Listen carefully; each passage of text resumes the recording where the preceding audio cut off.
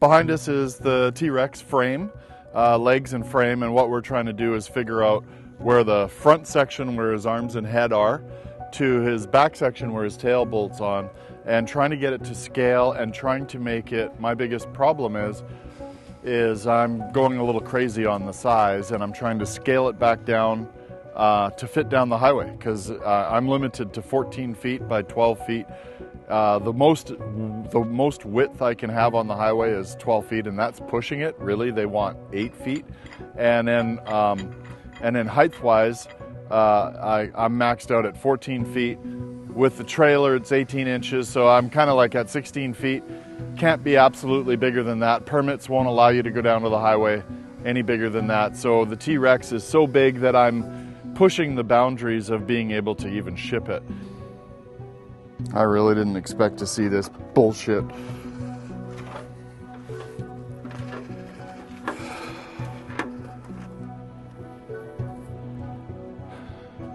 The inner pipe's totally going the wrong way. It's not just that, it's the fact that we're trying to take a whole section out and still make it work, right? I don't even know where to begin right now. It won't stay here. Ah, for fuck's sakes.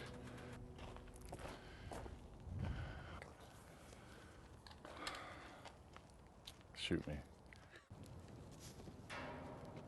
Brandon's climbing up there to just try to start getting that backbone, because we've taken sections out of the body. It was like 17 feet long in the middle, and he was actually probably too big.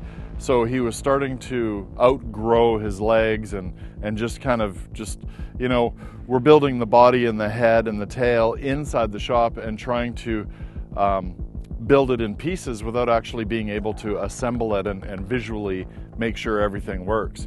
So it's a guessing game, and I was a little bit too large for what I was trying to accomplish. And when I lowered the body down, because it was too long, when I lowered it, it was too low for the legs and have the hips look proper and everything.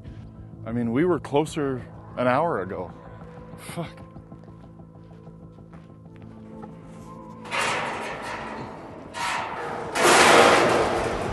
Fucker.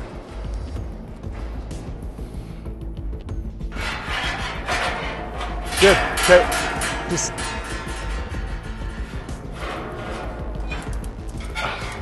Okay. Oh my God. Fuck.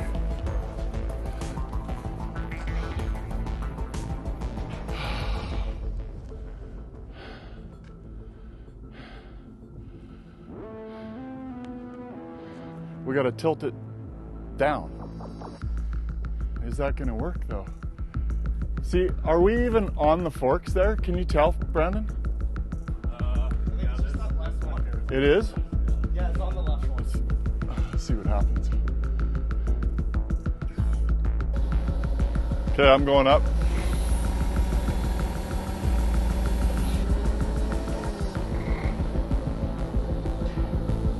See, now I didn't want to be too close. Remember, we were just going to tie it in. Yeah, we were gonna. Come on, you piece of junk forklift. Come on. Ooh, look at this fucking thing.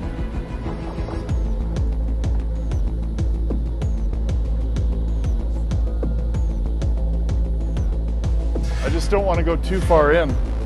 Now, if I come down,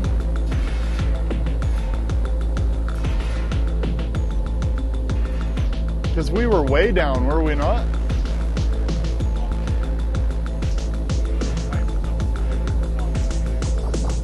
Okay, back off, Brandon. There.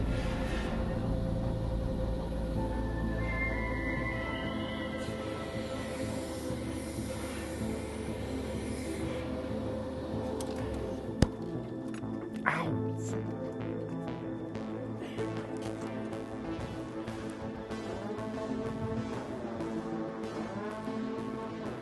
Oh my God, that's the closest we've had all day. I mean, that really does look pretty good. Is it lunch? We passed our coffee, but So the tail is, the only thing I would say is maybe we're almost a little bit too much angled now, but it's so damn close. See right away, it just wants to keep ratcheting that, Brandon. Yeah. I'm gonna go down as you ratchet, so I'll keep the tension on it. See? That's it. That's keeping it straight. Okay, hold on. Oop. It's kind of what we wanted. Yeah, keep going. Okay, let's just see how far that came down. Is that a better angle? Yeah, the tail's coming down. Oh, hey, there we go. Oh my Lord, yeah, the pipe's like brutal, eh? We did what we wanted though. Look, Brandon, come here and check it out. You see what I was fighting with. I wanted that belly to stay tight and the top to open up. See how much it opened up? Yeah. So what we're doing now is we've taken yet another section. You can see the sections in the background. There's like chunks of frame all over the place. And we think we have the right angle, so the tail is kind of heading not to the ground, but maybe 7 or 8 feet in the air as the tip of the tail will be. And then the front chest will bolt onto there. So I'm really liking the angle that I'm looking at right now. It looks good. We just got to make everything flow. So from the back of it, it has to flow into the ribs and to the side and around the hips. And the hips have to be able to, you know, we got to wireframe all that up so we can start templating it and getting the skin finished. If we can get this accomplished before Christmas, we can ship this up to its location and get it mounted on the concrete, and then we can ship the tail and the head separately and have those mounted when they're ready to go too. So while the weather's nice, we have to work outside and get this big section done, and we're in, you know, what is it, mid to late August already. We've got maybe September and early October with good weather, if we get good weather, and before the cold weather comes, and just trying to get this part done. Not only do we have to get the frame done, but we have to get the skin, and then, you know, wind is a factor because you got to weld out here, so you got welding gas issues. The wind picks up in the afternoon like it is right now, where there's a breeze picking up. We started at 6 this morning and it was just calm, flat, no issues with welding.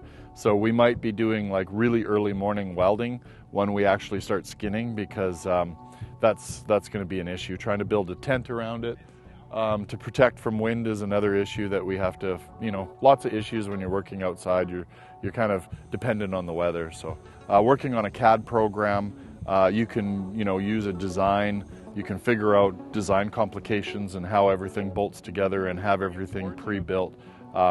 And that type of stuff for this type of structure, I mean, that's great, but I've always built by eye, and this is one of the challenges of building larger than life pieces and being able to transport them.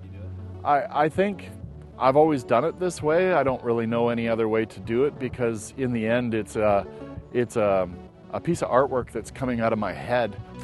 When I work with engineers, I work with drawings. You know, I've worked in the structural steel industry and fabrication industry. I've worked off of drawings my whole life. I was trained to do that. But the artwork is more free-flowing for me. I try to create realism out of metal. I try to create structures out of steel that look more real. Like basically how I envision my work is, you know, kind of like bronze work, like casting. I want to do hand fabrication to the level that you would do a bronze sculpture.